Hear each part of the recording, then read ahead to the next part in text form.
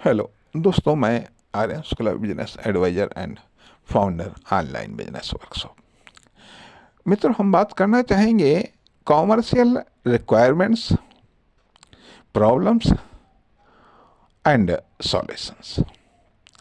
कहने का अर्थ यह बनता है कि कॉमर्शियल रिक्वायरमेंट्स क्या है। अब जो कॉमर्शियल एरिया है या कॉमर्शियल फील्ड है, इसमें शामिल कौन कौन सी चीज़ें हैं? कस्टमर, उद्यमी और कॉमर्शियल यूनिट।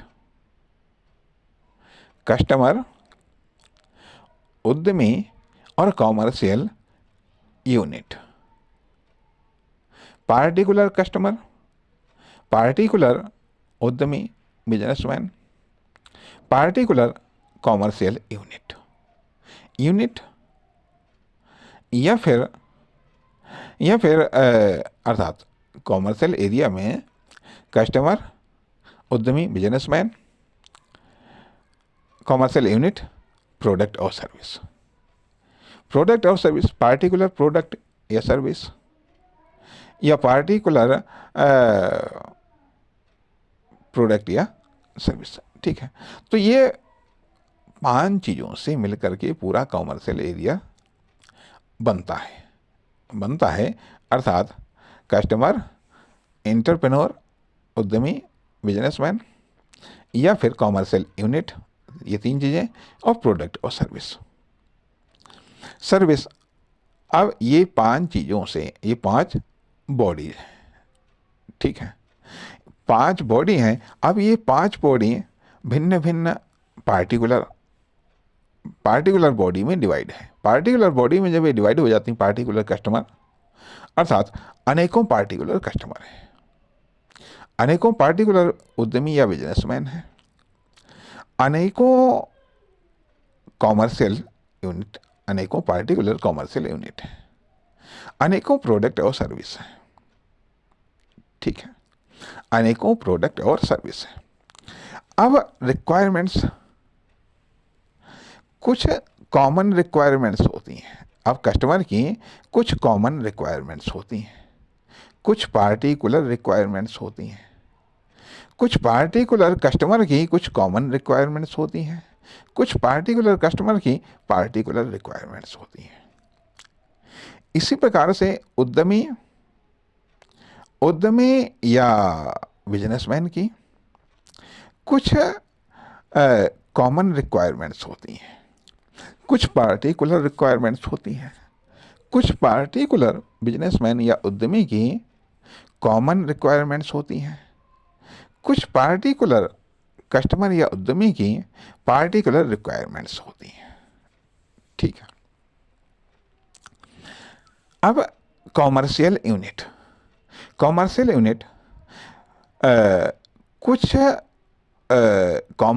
यूनिट की कॉमन रिक्वायरमेंट्स होती हैं। Common requirements of commercial unit, particular requirements of commercial unit,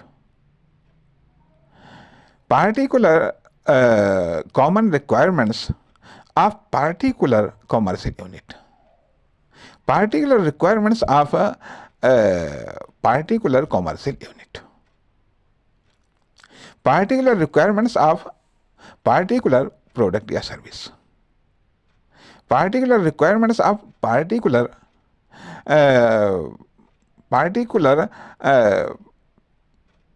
product या सर्विस,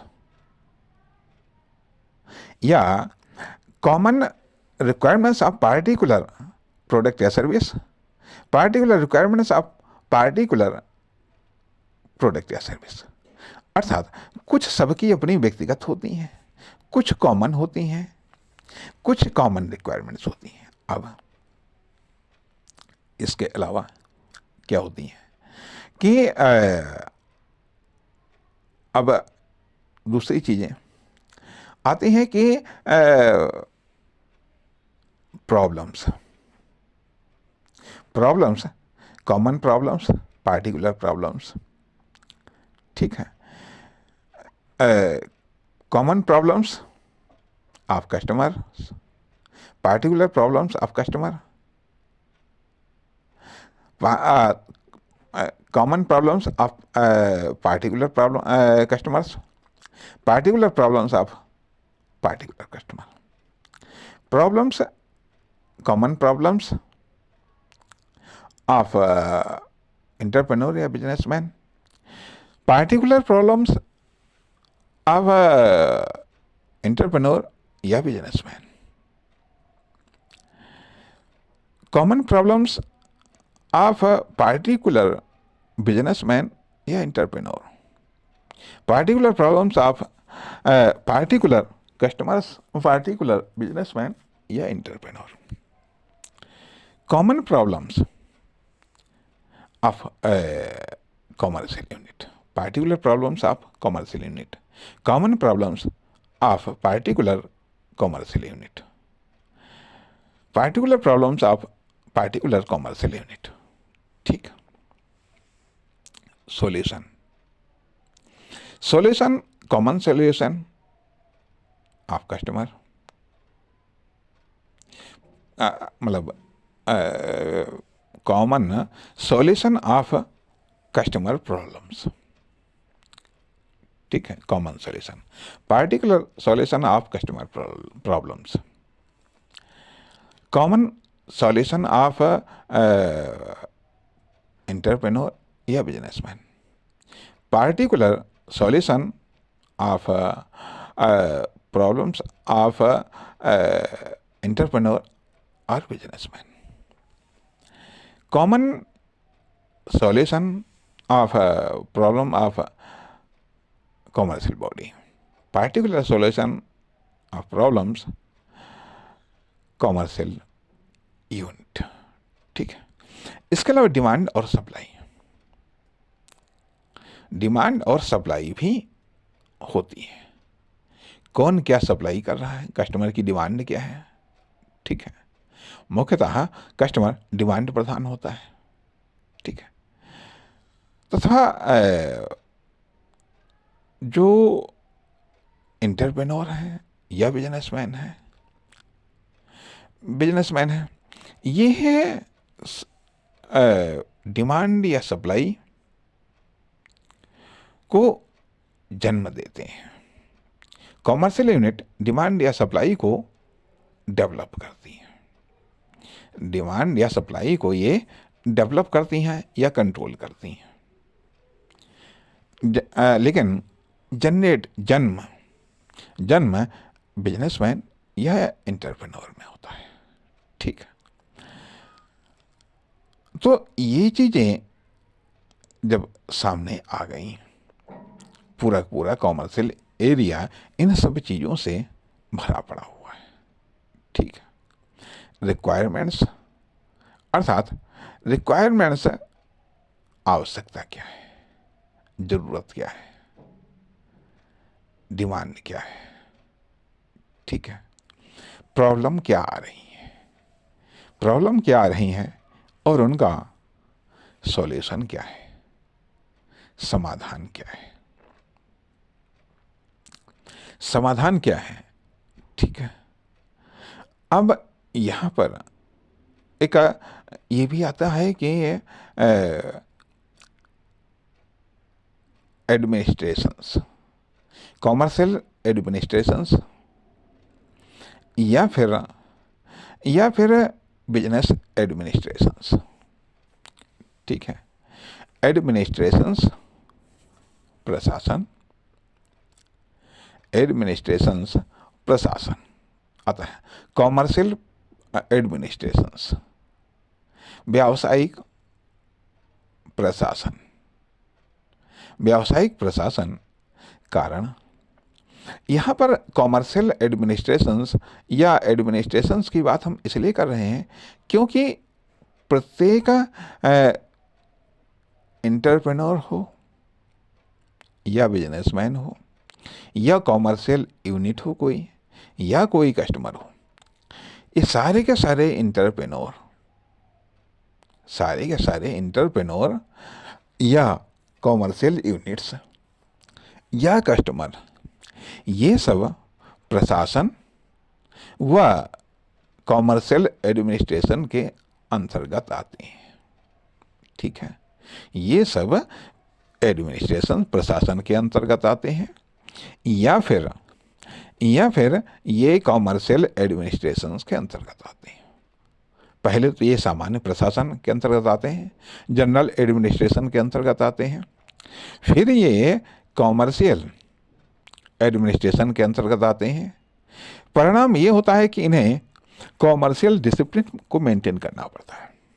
ठीक है, कॉमर्शियल डिसिप्लिन को मेंटेन करना पड़ता है। पहले प्रत्येक बिजनेसमैन, एंटरप्रेन्योर या प्रत्येक कॉमर्शियल यूनिट या प्रत्येक कस्टमर जनरल प्रशासन के अंडर में आता है। फिर ये कॉमर्शियल प्रशासन, कॉमर्शियल एडमिनिस्ट्रेशन के अंतर्गत आता है। फिर इन्हें कॉमर्शियल डिसिप्लिन को मेंटेन करना पड़ता है। यदि ये ऐसा नहीं करते हैं, तो इनकी एक्टिविटी को रोक दिया जाता है, इनकी प्रोडक्टिविटी को या क्रिएटिविटी को रोक दिया जाता है। अर्थात कहने का अर्थ यह कि हम सब पार्ट हैं। ठीक है, हम सब पार्ट हैं, हम सब उस समूह के पार्ट हैं। हम सब, जिसे हम बिजनेस वर्ल्ड कह लें, बिजनेस एरिया कह लें, मार्केट कह लें, सोसाइटी कह लें, कुछ भी कह लें, हम उन सब के पार्ट हैं। ठीक है, हम सब उसके पार्ट हैं। अर्थात कॉमर्शियल एरिया, कॉमर्शियल फील्ड ये भी कई सारी फील्ड जो हैं उनमें से एक फील्ड है। अर्थात इम्पोर्टेंट फैक्ट यह है कि कॉमर्शियल डिसिप्लिन, कॉमर्शियल एडमिनिस्ट्रेशंस और कॉमर्शियल या जनरल प्रशासन, जनरल एडमिनिस्ट्रेशंस। ठीक है, अर्थात जनरल एडमिनिस्ट्रेशंस या कॉमर्शियल एडमिनिस्ट्रेशंस के रूल्स का तो हमें पालन करना ही है, रूल्स का तो हमें पालन करना ही है। ठीक है, रूल्स का तो हमें पालन करना ही है। अब समस्या तब आती है कि जब हम कभी कभी कॉमर्शियल डिसिप्लिन का पालन नहीं कर पाते हैं, तो फिर कॉमर्शियल एडमिनिस्ट्रेशन का अनुशासन हावी होता है, या उसके दंड के हम भागी बनते हैं, या फिर जनरल एडमिनिस्ट्रेशन के दंड के भागी बनते हैं। इस कारण से अर्थात कॉमर्शियल एडमिनिस्ट्रेशंस या जनरल एडमिनिस्ट्रेशंस या कॉमर्शियल डिसिप्लिन, ये हमारी सीमाओं को तय करते हैं। इनसे हमारी सीमाएं तय होती हैं। किसकी? हमारे स्कोप की, हमारे स्पेस की। हमको मिलने वाले स्कोप या स्पेस की सीमाएं तय होती हैं हमारे कॉमर्शियल डिसिप्लिन से, कॉमर्शियल एडमिनिस्ट्रेशन से और कॉमर्शियल और जनरल एडमिनिस्ट्रेशन से। इससे हमें मिलने वाले स्कोप या स्पेस की सीमाएं तय होती हैं। ठीक है, नमस्कार, धन्यवाद।